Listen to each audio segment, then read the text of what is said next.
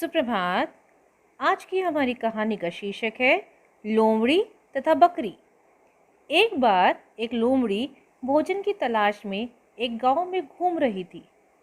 थोड़ी ही देर में अंधेरा होने वाला था। दुर्भाग्यवश लोमड़ी एक कुएं में गिर गई। बहुत प्रयास करने पर भी वह कुएं से बाहर नहीं निकल पाई।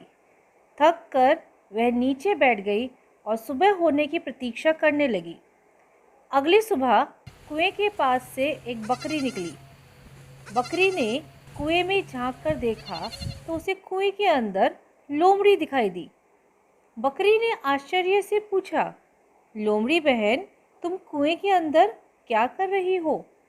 मैं कुएं का ठंडा पानी पीने के लिए नीचे उतरी हूँ।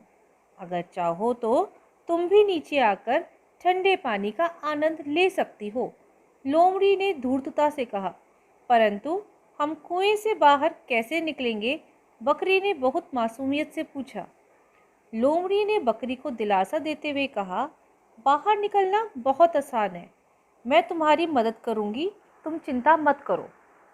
मूर्ख बकरी लोमड़ी की बातों में आ गई और कुएं के अंदर कूद गई। जब उसने कुएं का ठंडा पानी पी लिया तो वह लोमड़ी से बोली, चलो अब हम यहाँ से बाहर निकलते हैं। अवश्य, ऐसा करो, तुम अपने आगे के पैर कुएं की दीवार पर टिकाकर खड़ी हो जाओ। मैं तुम्हारी पीठ पर चढ़कर कुएं से बाहर निकल जाऊंगी और फिर तुम्हें भी बाहर खींच लूंगी। लोमड़ी ने कुटिलता से मुस्कुराकर कहा। लोमड़ी की धूर्तता को बकरी समझ नहीं पाई। वह कुएं की दीवार पर आगे के दो पैर टिकाकर खड़ी हो गई। लोमड़ी तुरंत बकरी की पीठ पर चढ़कर कुएं से बाहर निकल गई और बकरी को उसके भाग्य के सहारे छोड़कर वहां से 9-2-11 हो गई।